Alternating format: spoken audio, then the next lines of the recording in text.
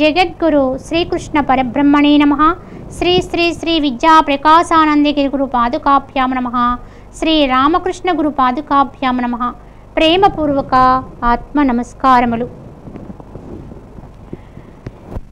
క్రిందటి భాగములో మనము ఏకాదశో అధ్యాయముగా విశ్వరూప సందర్శన యోగము అనేటువంటి అధ్యాయం చెప్పుకున్నాం.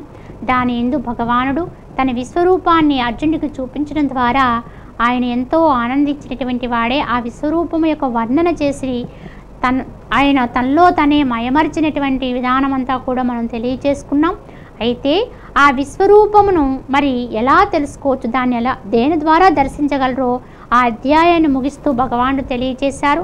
ఎందుకంటే యజ్ఞ యాగాదుల వల్ల కానీ, వేదాధ్యయనము చేయడం వల్ల కానీ, తపస్సుల వల్ల కూడా సాధ్యం కానటువంటి విశ్వరూపాన్ని కేవలము అనన్యమైన భక్తి వల్ల మాత్రమే దాన్ని తెలుసుకోగలుగుతారు అని తెలియచెబుతూ, మరియు నా కొరకే కర్మలు చేయండి, నాయందే మనసును నిలపండి, నాయందే భక్తిని కలిగి ఉండండి అని మరి కర్మయోగాన్ని, భక్తి యోగాన్ని, ధ్యాన యోగాన్ని, జ్ఞానయోగాన్ని అన్నీ మిళితం చేసి దేని యందు కూడా సంగత్వం పెట్టుకోవద్దనే భావంతో జ్ఞానయోగాన్ని కూడా కలుపుతూ అన్ని భూతకోట్ల యందు కూడా సమభావన కలిగినటువంటి వాడు అన్ని జీవుల్ని కూడా ప్రేమించు అనేటువంటి భూతదయను కూడా ఆ శ్లోకములో ఇమిడ్చి మనకి ముక్తికి మార్గాన్ని చూపించారు. ఈ విధంగా ఉంటే మోక్షాన్ని పొందవచ్చు అని చెప్పారు. ఇదంతా విన్నటువంటి అర్జునుడికి మరి ఇంతకుముందు అధ్యాయాల్లో కొంత జ్ఞానాన్ని బోధించగా ఆయన తెలుసుకున్నారు. భగవానుడు చెప్పినప్పుడు నిర్గుణ పరబ్రహ్మము గురించి కూడా భగవానుడు మనకి ఎన్నో మార్లు మనకి వివరించడం జరిగింది, జ్ఞానం బోధించారు. కానీ చివరికి మరి 10వ అధ్యాయంలో విభూతి యోగంలో విభూతులన్నిటి కూడా తెలియచేస్తూ మరియు వాటిని దర్శించాలి అనేటువంటి కాంక్ష అర్జునులోకి వచ్చినప్పుడు ఆ విశ్వరూపాన్ని కూడా ఆయనకు సందర్శింపచేయగా అర్జునుడికి ఇప్పుడు ఒక ప్రశ్న వచ్చింది. ఇంతకీ ఏమిటి ఆ ప్రశ్న? ఆ ప్రశ్నతోటే మనకి భక్తి యోగం అనేది ప్రారంభమవుతుంది. ఓం శ్రీకృష్ణ పరబ్రహ్మణే నమః. శ్రీమద్భగవద్గీత అద 12వ 12వ అధ్యాయం ఇది భక్తి యోగ. ఈ అధ్యాయం యొక్క పేరే భక్తి యోగము. ఈ అధ్యాయములు అన్నీ కూడా మరి భక్తికి సంబంధించినటువంటి తత్వము, భక్తునికి ఉండే లక్షణాలు ఇవన్నీ కూడా సమగ్రంగా వివరించడం జరిగింది. కనుక ఈ అధ్యాయానికి భక్తి యోగం అనే పేరు పెట్టడం జరిగింది. ఈ అధ్యాయంలో మరి అర్జున్ యొక్క ప్రశ్నతోటి అధ్యాయం ప్రారంభమవుతుంది. అర్జున ఉవాచ ఏవం సతతయుక్తాయే భక్తాస్త్వాం పర్యుపాసతే ఏ చాప్యక్షరమవ్యశాంకే యోగ విత్తమాహ. అర్జునుడు అడుగుతున్నాడు, కృష్ణ నీ సగుణ రూపమును లేదా నిర్గుణ రూపమును ఎడతెగక ఉపాసించడి ఉభయ విధ భక్తుల్లో ఉత్తములు అని ప్రశ్నించాడు. ఇక్కడ ఎందుకు అంటే భగవానుడు మరి ఏకాదశ అధ్యాయం ముగిస్తూ ఒక మార్గము చెప్పారు. మోక్షాన్ని పొందాలి అంటే అనన్య భక్తి వల్ల మాత్రమే నా విశ్వరూప దర్శనము పొందవచ్చు అని అక్కడ ఒక విధానాన్ని ఏర్పాటు చేశారు. కానీ ఇంతకీ మరి విశ్వరూపం ద్వారానేమో సగుణారాధన చేయాల్సిన పరిస్థితి, అంటే ఆయనకు ఒక సాకారార్చన ఉన్నది అనేది మనకు అక్కడ నిరూపణ అయినది. అలాగే ఎన్నో మార్లు ఆయన నిరాకారంగా ఆకృతి లేని విధంగా పరమాత్మతత్వాన్ని బోధించడము జరిగింది. అయితే ఇదంతా విన్నటువంటి అర్జునుడికి ఒక ప్రశ్న ఏమొచ్చిందంటే, భక్తి అనేది ఉండాలని చెప్పారు, కానీ మరి నీ సగుణ రూపమనా లేదా నిర్గుణ రూపమనా అంటే ఆకారము లేకుండా భగవతత్వాన్ని మరి ధ్యానించడమా, లేదా ఆకృతిని పెట్టుకుని పరమాత్మకు రూపాన్ని ఏర్పాటు చేసుకుని మరి పరమాత్మని ఉపాసించడమా? ఈ విధంగా ఉండేటువంటి విధానములో ఎడతెగక ఇలా ఎవరైతే ఈ 2 విధాలు ఉపాసిస్తూ ఉంటారో ఈ 2 విధములైన భక్తులలో అంటే సాకారార్చన చేసేవారిలో నిరాకారార్చన కూడా చేస్తూ ఉంటారు. కానీ రెండింటిలోనూ కూడా వాళ్ళు చాలా శ్రద్ధగా చేస్తున్నప్పుడు వీరిద్దరిలో ఎవరు శ్రేష్ఠులు? భగవంతునికి ఆకారం కల్పించుకుని భక్తి చేసేవారా, పరమాత్మకు ఆకృతి లేదని నిరాకార భావంతో సర్వము నిండిన పరమాత్మయే సత్యమనేటువంటి భావనతో ధ్యానించేవారు ఉత్తములా అని చెప్పి అర్జునుని యొక్క ప్రశ్న ఇక్కడ. మరి భగవానుడు దీనికి ఏమి చెప్తారో మనం ఇప్పుడు తెలుసుకుందాం. శ్రీ భగవానువాచ మయ్యావేశ్య మనో ఏ మాం నిత్యయుక్తా ఉపాసతే శ్రద్ధయా పరయోపేతాః తే మే యుక్తతమా మతాః. భగవానుడు చెప్తున్నారు, అర్జున,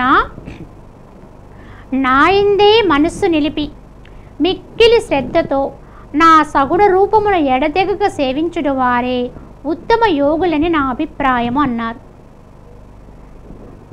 ప్రారంభ కాలములో సగుణారాధనే మిన్నగా ఉంటుంది కనుక భగవానుడు దాన్నే సమర్థిస్తూ ఏమని అన్నారంటే, అర్జున, నాయందే మనస్సుని నిలిపినటువంటి వారే, మనస్సుకి అన్యమునకు తావియ్యక నిరంతరము కూడా ఆ మనసు నాకే అర్పణ చేసి మిక్కిలి శ్రద్ధతో కూడుకున్నటువంటి వారే నా సగుణమును, అంటే నాకు ఒక ప్రత్యేకమైనటువంటి ఆకృతిని కలిగించినప్పటికి కూడా ఒక సాకార అంటే ఒక ఆకృతి, దానికి సంబంధించిన గుణగానము, ఇవన్నీ ఉంటాయి.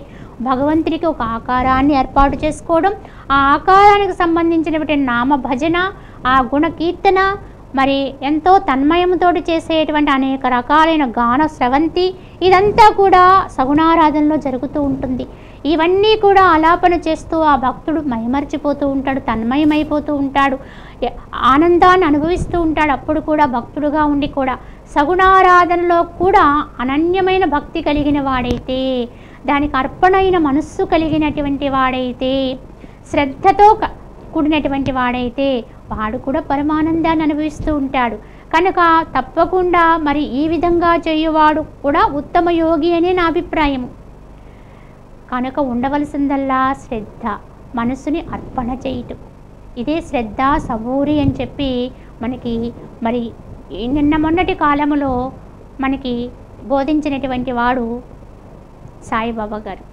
ఏం చెప్తాడు, తన దగ్గరికి వచ్చిన అందరికీ కూడా శ్రద్ధ సబూరి అంటే ఏం కావాలి, అర్పణ ఉండాలి, ఇవ్వాలి, అదే దక్షిణ. అంటే నువ్వు ఏది ఇవ్వకుండా మరి అది రాదు కదా, ఏది రాదు కదా, నువ్వు ఇస్తేనే కదా ఇంకొకటి వస్తుంది, ఏదైనా ఇస్తేనే కదా ఒకటి వచ్చేది, అదే దక్షిణ, అదే సబూరి, అదే త్యాగం. కనుక ఆ విధంగా మనస్సుని ఇవ్వాలి. అక్కడ నువ్వేమిస్తావు, భగవంతుడికి నువ్వు ఇవ్వగలిగిందంటూ ఏమైనా ఉందా అంటే ఏమీ లేదు, నీదైనది ఏమీ లేదు. ఆ విషయం మునుముందు మనం చెప్పుకోపోతాం. కానీ ఏమి ఇవ్వాలి అంటే మరి ఎంతో ప్రేమతో కూడినటువంటి, ప్రియత్వ భావనతో కూడినటువంటి ఆ మనస్సుని పరమాత్మకు అంకితం చేయాలి. దానికి ఏముండాలి, శ్రద్ధ ఉండాలి. ఈ రెండు ఉన్నటువంటి వాడు ఎవడైతే వాడు నా సగుణారాధన చేస్తూ కూడా వాడు యోగి అనే అభిప్రాయము. కనుక భక్తుడుగా ఉంటూ కూడా పరమాత్మ అనుభూతిని పొందవచ్చు, ఇది తథ్యము. ఇది ఎవరైనా సరే సాధించవచ్చు. ఇలా పొందిన వారు ఎందరో మహానుభావులు చరిత్రలో ఎందరో నిలిచిన వారు ఉన్నారు. కానీ వారు ఎలా పొందారో అది అర్థం చేసుకోవాలి. ఆ భక్తుడు ఎలాగా ముక్తిని పొందాడు అంటే ఆ జ్ఞానంగా పరిణతి చెందిపోతుంది, పరాభక్తి అయిపోతుంది. ఆ తత్వాన్ని మనం అర్థం చేసుకోవాలి. మరి మనకి ఈ అధ్యాయంలో అదే మనకి వివరించబోతారు. కనుక అటువంటి వారే ఉత్తమ యోగులని చెప్పిన అభిప్రాయం అని భగవానుడు తెలియజేస్తూ వెంటనే మరి నిరాకారార్చన కూడా చెప్తున్నారు. ఇక్కడ సగుణారాధన అది ఉత్తమమని చెప్పారు, కానీ మాత్రాన ఆరాధన తీసివేయలేదు. అక్కడ ఏమని చెప్తున్నారు, ఏ త్వక్షరమనిర్దేశ్యం అవ్యక్తయుపాసతే సర్వత్రగమచింత్యం సంనియమ్యేంద్రియామం సర్వత్ర సమబుద్ధయః తే వంతి మామేవ సర్వభూతహితే రతాః. సమస్త ఇంద్రియములను నిగ్రహించి ఎల్లెడలా సమటువంటి వారి సర్వభూతహితి, ఎవరైతే అగోచరము, అచింత్యము, వ్యాపకము, కూటస్థము, అచలము, ధ్రువము వంటి అవ్యక్త నిర్గుణ తత్వమును ఉపాసిస్తూ ఉన్నారో వారు కూడా నన్నే పొందుచున్నారు అని ఇక్కడ తెలియచేశారు. ఈ నిర్గుణారాధన అనేది ఎలా చెయ్యాలో, దానికి ఏమేమి అర్హతలుగా కలిగి ఉండాలో, ఏ భావనతో చెయ్యాలో కూడా మనకి 2 శ్లోకముల ద్వారా పరమాత్మ తెలియచేస్తున్నారు. ఏమని, నిర్గుణారాధన చేయాలనుకునే వాడికి ముందు అర్హత ఉండాలి. మరి ఆ అర్హత ఏమిటి అనేది పరీక్షించుకుంటే ముందుగా ఇంద్రియ జయత్వాన్ని పొంది ఉండాలి. నిర్గుణోపాసన చేయాలనుకునేవాడు సమస్త ఇంద్రియాల్ని కూడా నిగ్రహించుకున్నటువంటి వాడే ఉండాలి. ఇంద్రియ జయాన్ని పొందని వాడు, మనస్సుని అధిగమించినటువంటి వాడు నిర్గుణారాధన చెయ్యలేడు. కావున సమస్త ఇంద్రియాలను నిగ్రహించి మరి ఏముండాలి ఇంకంటే ఎల్లెడలా కూడా సమభావన కలిగినటువంటి వాడే, సమత్వ స్థితిని కలిగినటువంటి వాడే, అన్ని భూతకోట్లకి కూడా హితవు కలిగించువాడే. ఎందుకంటే సమభావనలోనే సమస్త భూతకోట్ల యొక్క హితవు ఇముడి ఉంటుంది. ఎప్పుడైతే సర్వము కూడా ఒక్కటే అనే భావన వస్తుందో, సర్వుల్లో ఉన్న దైవత్వాన్ని వీక్షిస్తూ ఉంటాడో, అప్పుడు సర్వభూత కోటికి కూడా చేయువాడై ఉంటాడు. అటువంటి సర్వభూత హితుడై ఎవరైతే నన్ను ధ్యానిస్తారో, అంటే నువ్వు పరమాత్మ చెయ్యాలంటే, ధ్యానించాలంటే నీకు ఈ అర్హత ఉందో లేదో ముందు తెలుసుకోవాలి. అంటే ఇంద్రియ నిగ్రహాన్ని పొందినటువంటి వాడై ఉండాలి, సమత్వ స్థితిని అనుభవించువాడై ఉండాలి, అందరిలో ఉండేటువంటి పరమాత్మను దర్శించువాడై ఉండాలి, ఎల్లెడలా ఉండేటువంటి ఆత్మను దర్శించువాడై ఉండాలి. ఆ విధముగా సర్వభూతహితుడై వాడు ధ్యానం చేస్తాడు. కానీ ఆ ధ్యానానికి ఒక భావన ఉండాలి కనుక ఎటువంటి భావన కలిగి ఉంటాడు నిర్గుణోపాసకుడు అనేది కూడా చెబుతూ, అక్షరము అంటే క్షరము కానిది ఏదైతే ఉందో అది అక్షరము, నాశనము లేని తత్వము. అగోచరము అంటే ఈ కంటికి కనిపించినటువంటి తత్వం ఏదైతే ఉందో దాన్ని అచింత్యము అంటే మనస్సుకి అందనటువంటిది, మనస్సుకి కూడా, మనసు యొక్క చింతనకి కూడా అందనటువంటిది అచింత్యము. మనసుకి ఊహకు కూడా సరిపోదు, ఊహకు కూడా రాదు. మనసు ఊహించడానికి అక్కడ సరిపోదు, అక్కడ మనసే సరిపోదు. ఎందుకు సరిపోదు అంటే మనస్సే దాని నుంచి ఉద్భవించింది, దానికి మూలమే పరబ్రహ్మము కనుక తాను ఎవరి నుంచి అయితే ఉద్భవించిందో దాన్ని గురించి వర్ణించడానికి, ఊహించడానికి మనసుకి శక్తి సరిపోదు కనుక దాన్ని అచింత్యము అన్నారు. అలానే వ్యాపకము అంటే అంతటా ఉన్నటువంటిది, కూటస్థము అంటే ఎప్పుడు నిశ్చలంగా ఉండేది. ఇక్కడ రెండు విరుద్ధ పదాలండి. వ్యాపకమై ఉన్నది, నిశ్చలంగా ఉన్నది. సర్వము నిండిపోయిన్నది, స్థితంగా ఉన్నది. కూటస్థము అంటే, కూటము అంటే మరి కంసాలి యొక్క స్వర్ణకారుడు మరి వస్తువును తయారు చేయటానికి ఒక పెద్ద కూటమి పెట్టి దాని మీద వస్తువుల్ని మోదుతూ ఉంటాడు. కనుక ఎన్ని రకాలుగా వాడు సుత్తి పెట్టి మోదినా అది కదలక నిశ్చలంగా ఉంటుంది. ఆ అనే పదములోంచి కూటస్థము అనే పదాలు కనుక అటువంటి నిశ్చల తత్వంగా ఉండేది కూటస్థం, అది కదలనది. ఈ విధంగా అన్ని రకాలుగా కూడా ఉన్నప్పటికీ అది అవ్యక్త నిర్గుణతత్వాన్ని ఇలా మనం తెలుసుకుని అవ్యక్త నిర్గుణతత్వాన్ని ఉపాసిస్తున్నారు వారు కూడా నన్నే పొందుతారు అన్నారు. ఇక్కడ ఇంతకుముందు సగుణోపాసకులు కూడా పుణ్యమైన కలిగి నా మనసు నిలిపి శ్రద్ధతో కనుక వాడు తప్పకు ఉత్తమ యోగి అని చెప్పారు. కానీ ఇక్కడ మళ్ళీ 2 శ్లోకాల ద్వారా వీరు కూడా ఉత్తమ యోగి, కానీ అలా చేయాలి. సగుణారాధనైనా నిర్గుణారాధనైనా ఏదైనా భగవంతుని పొందేటువంటి మార్గాలే, రెండో కూడా అచ్చోటికి చేరుకునేవి. కానీ చేసే విధానం మాత్రం సరిగ్గానే ఉండాలి. పరమాత్మ యొక్క బోధకు అనుగుణంగానే మనం వస్తున్నామా అనేది మనం గమనించుకోవాలి. అక్కడ సగుణారాధన చేసేవాడికి కూడా ఉండవలసింది ఏమిటి? శ్రద్ధ ఉండాలి. తర్వాత ఏముండాలి? మనసుని అర్పణ చెయ్యాలి. ఇక్కడ నిర్గుణారాధన చేసేవాడు కూడా ఎలా ఉండాలంటే సమస్త ఇంద్రియాన్ని నిగ్రహించుకున్నటువంటి వాడై ఉండాలి, మనసు జ్ఞానముతో కూడినటువంటిదై సమత్వ స్థితిని పొందినటువంటిదై ఉండాలి. అంటే అక్కడ మనసుని అర్పణ చేశాడు, ఇక్కడ కూడా మనసుని అర్పణ చేయాలి. ఎందుకంటే సమత్వ స్థితిలోనే మనసు అర్పణమైపోతుంది. ఆ విధముగా సమత్వ స్థితిని పొందినటువంటి వాడే భగవంతుని ఆరాధించేటప్పుడు ఆ పరమాత్మ ఎటువంటి వాడుగా భావన చెయ్యాలో ఆ భావాన్ని కూడా వ్యక్తీకరించారు ఇక్కడ. ఎందుకంటే భావం అనేది చాలా ముఖ్యం. మనము ధ్యానస్థులమై ఉన్నప్పుడు కూడా నువ్వు ఎట్టి పరమాత్మను ధ్యానిస్తున్నావో ఆ పరమాత్మ యొక్క భావన అనేది తప్పకుండా ఆవశ్యకమైనది కనుక అది క్షరము లేనిది అంటే నాశనము లేనిది, ఈ కంటితో చూడలేనిది, ఈ మనసుతో ఊహించలేనిది, సర్వము వ్యాపకమై ఉన్నది, స్థితంగా ఉన్నది, చలనము లేనటువంటిది. అంటే ఎక్కడా కూడా అది నిశ్చయముగా స్థితంగా ఉండేటువంటి ఏదైతే ఉందో అటువంటి అవ్యక్త నిర్గుణ తత్వమును ఉపాసించువారు కూడా నన్నే పొందగలుగుతున్నారు. వారు నన్ను పొందుతున్నారు, వీరు నన్ను పొందగలుగుతున్నారు. కానీ అర్జున్ యొక్క ప్రశ్న ఏమిటి అంటే, వీరిరువురిలో ఎవరు ఉత్తములు? వీరు పొందుతున్నారు, వారు పొందుతున్నారని చెప్పారు. కానీ ఎవరు ఉత్తములు అంటే దానికి మరి భగవాన్ ఏం చెప్తారంటే, క్లేశోధికతరస్తేషాం అవ్యక్తాసక్తచేతసం అవ్యక్తా హి గతిర్దుఃఖం దేహవద్భిరవాప్యతే. నిర్గుణోపాసకులకు కష్టము ఎక్కువ. ఏలయన్నా నిర్గుణ నిష్ట దేహాభిమానము కలవారికి అది ప్రయాసకరంగా ఉంటుంది. దేనివల్లైనా నన్నే పొందవచ్చు, చేయవలసిన రీతిగా దాంట్లో మనం ఎలా ఉండాలో అలా ఉంటాయి. కానీ మరి ప్రారంభములో మరి ఎలా ఉంటుందంటే నిర్గుణోపాసకులకి కష్టము. క్లేశోధిక తరస్తేషం, కష్టం ఎక్కువ. ఎందుకంటే మరి నిర్గుణ నిష్ట అనేది దేహాభిమానం. ఈ శరీరము నేననుకునేటువంటి భావన కలిగిన వాడికి ఇది పొందడం చాలా ప్రయాసకరం. నిర్గుణోపాసన ఎవరికి సిద్ధిస్తుందండి అంటే దేహభావాన్ని త్యాగం చేసిన వాడికి సిద్ధిస్తుంది. అంటే శరీరము నేననుకునే భావాన్ని ఎవరైతే విడిచిపెడతారో, దేహభావాన్ని విడిచిపెట్టి ఆత్మభావనకి చేరుకోగలుగుతారో వారికి నిర్గుణోపాసన చాలా సులువవుతుంది. తేలిగ్గా దాన్ని అందుకోగలుగుతారు. ఎందుకంటే ఇక్కడ ఈ దేహం, నీవు ఎవరివో నువ్వు తెలుసుకోకుండా పరమైనటువంటి అంటే నువ్వు కానటువంటి దేహముతోటి నువ్వు తాదాత్యాన్ని పొంది ఉన్నంత కాలము కూడా పరమాత్మని నిర్గుణంగా నువ్వు ఆరాధించలేవు. ఎందుకంటే నువ్వు సగుణంలో ఉంటే పరమాత్మను కూడా సగుణంగానే చూస్తావు.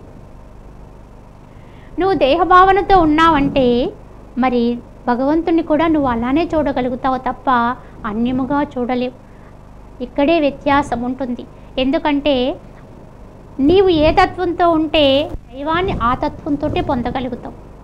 ఇక్కడ నీవు దేహభావనతో ఉండి నేను ఈ దేహమే అనేటువంటి భ్రమలో ఈ భావనతోటే ఉన్నప్పుడు మరి భగవంతుని నువ్వు ఎలా ధ్యానించగలవు? భగవంతుని నువ్వు ఎలా పొందగలవు?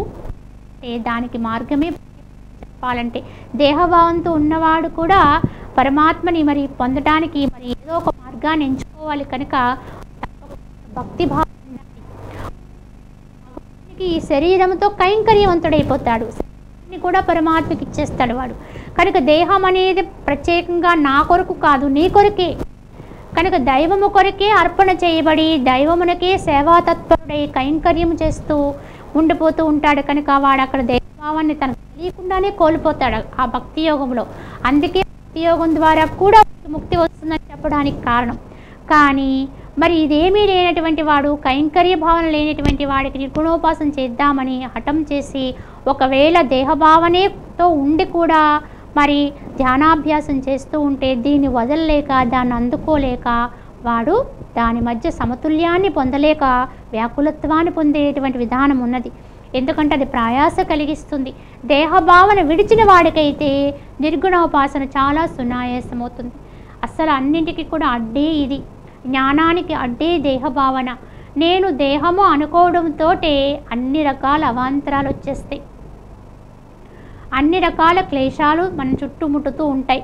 దానికి భక్తి అనేది లేకపోతే కనుక ఆ భావనతో లేనట్లయితే దేహభావముతో ఉన్నప్పుడు ఏవో మనకి అనేక రకాల చింతలే కూడుకుని ఉంటాం తప్ప ఆ చింతల్లోంచి మనం ముందుకి వెళ్ళలేం. కావున నిర్గుణోపాసన చేయాలనుకున్నవాడు ఏమి విడిచిపెట్టాలండి అంటే దేహము నేననేటువంటి భావాన్ని త్యాగం చేయాలి, విడిచిపెట్టాలి, వదిలిపెట్టాలి. అప్పుడే ఆ ధ్యానాభ్యాసం జరుగుతుంది. కనుక ధ్యానం చేయాలనుకుంటే మనము ఆలయానికి ప్రవేశించేటప్పుడు ఎలా అయితే మన కాళ్ళకి ఉండేటువంటి రక్షలు, పాదరక్షలు ఎలా అయితే ఆలయం ముఖద్వారం దగ్గర బయటే విడిచిపెట్టేసి వస్తామో అలాగే ధ్యానాభ్యాసానికి సిద్ధమయ్యేవాడు దేహ భావాన్ని త్యాగం చేసి కూర్చోవాలి. నేను దేహము అనేటువంటి భావాన్ని విడిచిపెట్టి ఎప్పుడైతే వాడు ఆత్మ భావన కొరకు సిద్ధుడవుతాడు, సంసిద్ధుడవుతాడు, ఆ జీవుడే ధ్యానం ఉద్యుక్తుడవుతాడు. అప్పుడు వాడికి తేలికవుతుంది తప్ప దేహభావనతో కూడుకుని ధ్యానాభ్యాసం చేయటం అనేది అది ప్రయాస కలిగిస్తుంది. దీన్ని వదలలేడు, దాన్ని అందుకోలేడు. కనుక ఆ విధంగా గుర్తించి నిర్గుణోపాసన చేయాలనుకుంటే ముందు జ్ఞానం తెలుసుకోవాలి. నేనెవరినో నాకు అర్థం అవ్వాలి. దేహం యొక్క భావాన్ని ఎందుకు వదిలిపెట్టాలో తెలియాలి, దాన్ని వదిలేయాలి. దాని భావాన్ని మనము త్యాగం చేయాలి. అసలు దేహము నేననుకోవడమే మనకి మరి యోగ వాసిష్టములు వశిష్ఠ భగవానుడు చెప్తాడు. ఎప్పుడైనా సరే ఎవరైనా సరే ఏదైనా ఒక అపవిత్రమైనటువంటి స్థితి వచ్చినప్పుడు వెంటనే స్నానం చేస్తాం. యథార్థము ఒక వాస్తవానికి వచ్చి చూస్తే శరీరానికి మాలిన్యం అంటినప్పుడు స్నానము చేయడం అనేది వేరు. ఆ విధంగా కాకుండా మైలు వచ్చిందనో లేదా ఎవరినైనా అంటరాని వాళ్ళని తాకేనో లేకపోతే ఇంకా ఏవో కారణాల వల్ల మనం వెంటనే స్నానం చేసి నేను శుచివంతుణ్ణైపోయాను అనేటువంటి భావాన్ని మనం పొందుతూ ఉంటాం. కానీ యథార్థముగా ఇవన్నీ వాస్తవమా అంటే అవన్నీ మనసుతో తెచ్చుకున్న భావాలండి. శరీరానికి పట్టినటువంటి మలినం అనేది మనకి కనపడుతుంది కనుక దాన్ని కడుక్కుంటాం. కానీ బయట నుంచి ఏదో వచ్చింది, ఇంకొకటి వచ్చింది కనుక నేను అపవిత్రుణ్ణయ్యాను, ఇంకా ఏదో అయ్యింది కనుక నేను అపవిత్రుణ్ణయ్యాను అనుకుంటున్నాను చూడండి. ఇవన్నీ మనసుకు వస్తాయండి. ముందు అపవిత్ర భావన అనేది మనసుకు వచ్చింది. కానీ మనసుకు వచ్చిన అపవిత్ర భావాన్ని మరి దేన్ని కడుక్కుంటున్నాం? దేహాన్ని కడుగుతున్నాం. మనసుకేమో నాకు మైలు వచ్చిందని భావన వచ్చింది కనుక శరీరానికి స్నానం చేయించి నేను పవిత్రుణ్ణయ్యాననే భావాన్ని పొందుతున్నాం. యథార్థానికి ఎవరికి భావన వచ్చిందో వాడు స్నానం చేయాలి. ఎవడు మైలు పడ్డాడో వాడే స్నానం చేస్తే పవిత్రత పొందుతాడు తప్ప మరి మైలు పడినవాడు ఒకడు, స్నానం చేసేవాడు ఇంకొకడు. ఇక్కడ నాకు ఇది వచ్చింది అది వచ్చిందో అనుకున్నవాడు మనస్సు, స్నానం మాత్రం దేహానికి చేయించి నేను పవిత్రుణ్ణయ్యానని సరిపెట్టుకుంటున్నాం మనం ఇక్కడ. కానీ మరి యోగ వాసిష్టములో వశిష్ఠ భగవాన్ చెప్తారు, అసలు నువ్వు ఎప్పుడు స్నానం చేయాలో తెలుసా అంటే దానికి అర్థం చెప్తారు. ఎప్పుడంటే నీవు దేహమును తాకిన ప్రతి కూడా నువ్వు స్నానం చేయాలి అన్నాడు. ఎప్పుడు అంటే అంటరాని వాళ్ళని తాకినప్పుడు స్నానం చేసేసి నేను శుద్ధి అయిపోయాను అనుకుంటాం. ఇప్పుడు ఇటువంటి వారు లేరు, కానీ ఒకప్పుడు ఉండేవారు. కానీ అనుకుంటా అదంతా మన భావనే. కానీ నిజంగా నువ్వు ఎప్పుడు స్నానం చేయాలి అంటే నీ దేహాన్ని నువ్వు తాకినప్పుడు స్నానం చేయాలి. అది అద్వైతం. దేహాన్ని తాకడం ఏమిటి? ఎప్పుడు దేహముతోనే ఉన్నాం కదా అంటే ఎప్పుడు అపవిత్రుడే. అంటే ఎప్పుడు స్నానం చేయాలంటే నేను దేహం అనే భావన వచ్చిన ప్రతి క్షణము కూడా స్నానం ఆచరిస్తూనే ఉండాలంట. మరి దేనితోటి? నీకు దేహము నేననే భావన ఎక్కడొచ్చిందో అక్కడ దానికి స్నానం చేయించాలి. ఎవరికి వచ్చింది దేహము నేననే భావన? మనసుకు వచ్చింది. శరీరము నేను, దేహము నేను, అది నేను అనుకునే అహాన్ని అది పొందింది కనుక స్నానం కూడా ఎవరికి చేయించాలి? దానికే చేయించాలి, మనసుకి. మరి దేంతో చేయించాలి? మనసు కనపడదు, అది బయట ఉండేది కాదు కనుక లోపలే చేయించాలి. లోపల దాన్ని దేంతో స్నానం చేయించాలంటే లోపల ఉండే గంగ. ఏమి గంగ? జ్ఞానగంగతో స్నానం చేయించాలి మనసుకి. కనుక లోపల ఎప్పుడైతే మనసుకి దేహము నేననే భావన స్ఫురించిందో అప్పుడప్పుడు ఈ దేహం అనేది ఎటువంటిదో దానికి తెలియచెప్పుతూ తత్వజ్ఞానాన్ని ప్రబోధ చేస్తూ మనము వెంటనే ఆ దేహము ఎలా మనం కాదో దానికి ఎప్పుడైతే విచారణపూర్వకంగా మనము దానికి అంటే మనసుకి మనసే చెప్పుకోగలుగుతుందో అదే జ్ఞానగంగ. ఈ తత్వ విచారణే జ్ఞానగంగ అవుతుంది. ఆ తత్వ విచారణ ద్వారా మళ్ళా దేహభావాన్ని త్యాగం చేయగలుగుతుంది.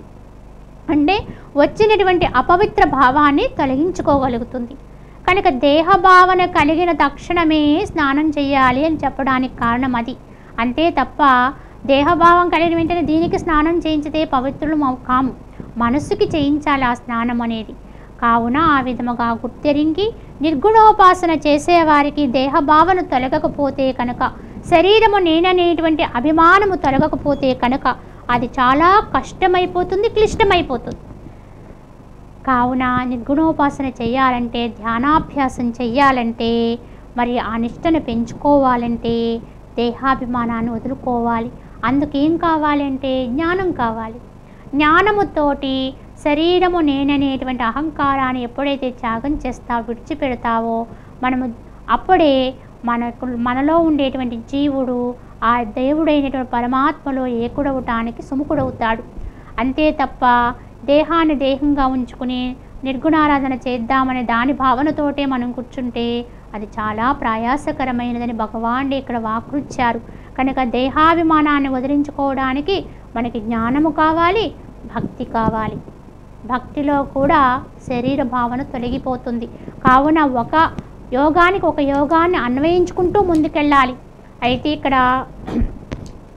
నిర్గుణారాధన చేసేవాడు మరి ఈ విధంగా క్లిష్టముగా ఉంటుంది కనుక శరీర భావాన్ని విడిచిపెట్టాలని చెబుతూ అసలు మూలములో అసలు తన కొరకు ఏ విధంగా ప్రయత్నము చెయ్యాలో భగవానుడు మనకి తెలియచేస్తూ, ఏతు సర్వాణి కర్మాణి మయి సన్యస్య మత్పరాః అన్యేనైవ యోగేన మాం ధ్యాయంత ఉపాసతే తేషామహం సముద్ధర్త మృత్యు సంసార సాగరాత్ భవామి న చిరాత్ పార్థ మయ్యావేశిత చేతసాం.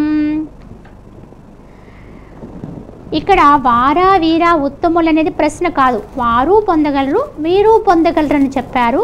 కానీ నిర్గుణారాధన కొంచెం క్లేశకరము అని చెబుతూ, పార్థ సమస్త కర్మలను కూడా నాయందే సమర్పించి నేనే సర్వోత్తముణ్ణని భావించి చిత్తమును వైదొలగనీక నన్నే ధ్యానించినటువంటి భక్తులను మృత్యు సంసార సముద్రము నుంచి శీఘ్రముగా ఉద్ధరించగలను అని చెప్పారు.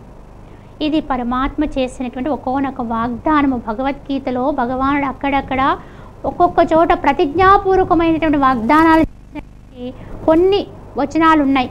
అటువంటి వాటిలో ఇది ఒక్కటిగా గుర్తించాలి.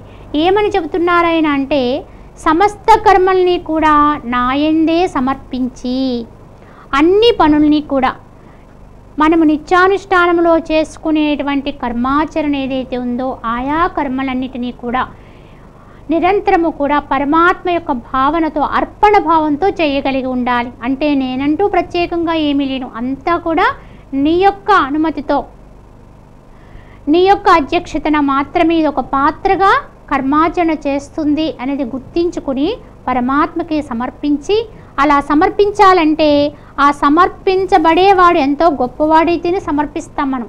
ఎందుకంటే సమస్త కర్మలను కూడా పరమాత్మకు అర్పించాలంటే ఆ సమర్పించబడే పరమాత్మ ఎంత గొప్పవాడో తెలియాలి.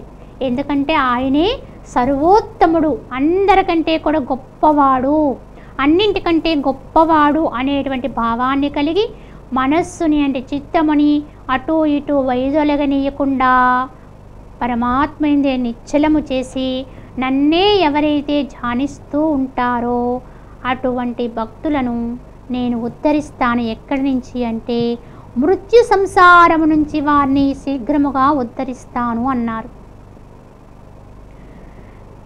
ఈ యొక్క సంసారము ఎంతో గొప్పదనుకుంటున్నాం మనం, చాలా ఇది శుభప్రదం అనుకుంటున్నాం, మనకి చాలా శుభాలను కలిగించేది అనుకుంటున్నాం. కానీ ఇందు ఎక్కడా కూడా రమ్యత్వము లేదు, శుభము లేదు అనే సత్యాన్ని భగవానుడు మనకి ఇక్కడ వ్యక్తం చేశారు. ఎందుకంటే అదంతా కూడా మనకి బయటికి కనిపిస్తుంది రమ్యత్వంగా, లోపల ఏమీ లేదు, అపాత రమణీయం. ఇదంతా కూడా చూడడానికి చాలా గొప్పదిగా అనిపిస్తుంది, మేలిమిగా అనిపిస్తుందే తప్ప దాని లోపల దుఃఖం అనే బీజాలే ఇమిడి ఉన్నాయి. అందుకే గమనించండి, మనం ఈ భౌతిక లోకములో ఉండేటువంటి విధానం అంతా కూడా మనకి దుఃఖ మిశ్రితమే. ఎక్కడా కూడా పూర్ణ సుఖము పూర్ణానందం అనేది లేనే లేదు. దాని అంతరములో దుఃఖం అనే బీజాలు దాగే ఉంటాయి. ఏ సుఖాన్ని అనుభవిస్తామన్నా దాని లోపల ఎక్కడో ఎక్కడో దుఃఖము ఇమిడే ఉంది. ఒక భోగములో ఒక రోగము దాగి ఉంటుంది. మనం భోగాలనేవి ఎంతగా అనుభవిస్తూ ఉంటామో తప్పకుండా రోగాలు పాలవుతూ ఉంటాం. ఈ సత్యాన్ని మనందరం గుర్తిస్తున్నాం. ఎంతెంతైతే సుఖానికి మరిగిపోతూ ఉంటామో అంతంత క్లిష్టాలని కూడా మనం అనుభవించవలసిన పరిస్థితి ఈరోజు మనం చూస్తున్నాం, చవి చూస్తున్నాం. కనుక అన్నింట్లోనూ కూడా దాగి ఉంది. ఆ సుఖాల్లో కూడా అంతరములో దుఃఖం అనే బీజాలు దాగి ఉన్నాయి. చూడడానికి మేలిమిగా అనిపిస్తుంది అంతే. యథార్థానికి సంసారము అనే పదానికి కూడా అర్థం చెప్పుకోవాల్సి వస్తే, సంసారము అంటే మనం అనుకుంటాం ఒక గృహమునందు కొందరు వ్యక్తులు కలిసి జీవిస్తే అది సంసారము అనుకుంటున్నాం. కానీ యథార్థానికి ఎందరితో కలిసి జీవిస్తున్నాం అనే దానికంటే కూడా మన మనస్సు ఎంత ఏకాంతములో ఉన్నదో గుర్తించాలి. మన మనస్సు ఎంతగా అది విచలితమయ్యి భౌతికంతో సంగత్వాన్ని పెట్టుకుని సక్తతను పెట్టుకుని అది అన్ని చోట్ల కూడా వ్యభిచరిస్తూ ఉంటుందో అంతంత సంసారంలో ఉన్నామని గుర్తించాలి. కనుక సంసారము అంటే మనసుకి దృశ్యంతో ఉండేటువంటి సక్తతే సంసారము, సంగత్వమే సంసారము, అవే బంధనాలు. కనుక ఎందరిలోతో కలిసి ఉంటున్నామనేది సమస్య కాదు. ఇక్కడ ఒక గృహ వాతావరణంలో ఉంటూ కూడా సత్యాన్ని తెలుసుకుని జీవించగలిగితే సన్యాసిగా ఉండొచ్చు. అలాగే సన్యాసిగా ఉండేవాడు కూడా వాడు యథార్థ తత్వాన్ని అనుభవించలేకపోతే, వాడి మనసుకి సక్తత ఉంటే వాడు సంసారే. వాడు చూడ్డానికి సన్యాసిలా ఉంటాడే కానీ వాడు సంసారి అయిపోతాడు. కనుక సంసారం అనేది ఈ భౌతికంతో మనసు పెట్టుకునే సక్తతనే సంసారంగా గుర్తించాలి. కానీ ఆ సంసారం ఎటువంటిదండి అంటే అదంతా కూడా ఏమని చెప్పారు భగవాన్ అంటే మృత్యు సంసారం అని కొట్టుపడేశారు దాన్ని. మనందరం ఎంతో గొప్పగా చెప్పుకునేటువంటి ఆ సంసారాన్ని ఆయన మృత్యు సంసారం అనేశాడు. అంటే దీనికి ఎక్కడో చోట అంతం ఉంది, నాశనం దాగి ఉంది, ప్రతీదీ అంతమైపోతుంది. అటువంటి అంతమైపోయే నాశనత్వం కలిగిన మృత్యు సంసారం నుంచి నేను వారిని తప్పక ఉద్ధరిస్తాను. ఎవరినంటే ఎవరైతే నాకే సమస్త కర్మలను అర్పిస్తారో, నన్నే సర్వోత్తముడుగా భావించి నా యందే చిత్తము నెలకొల్పి ఉంచుతారో అటువంటి వారిని ఉద్ధరిస్తానని భగవానుడు తెలియజేశారు. కనుక దీని అర్థాన్ని గ్రహించి మనం కూడా ఆ విధంగా ఉండే ప్రయత్నం చేయాలి. అటువంటి వారే భగవంతుని యొక్క రక్షణ పొందుతారని చెప్పి తెలుసుకోగలిగి ఉండాలి. మిగతా విధానం అంతా కూడా మరి అధ్యాయంలో భగవానుడు ఏమి తెలియజేశారో మనం వచ్చే భాగంలో మరికొంత తెలియజేసుకుందాం. హరి ఓం తత్సత్.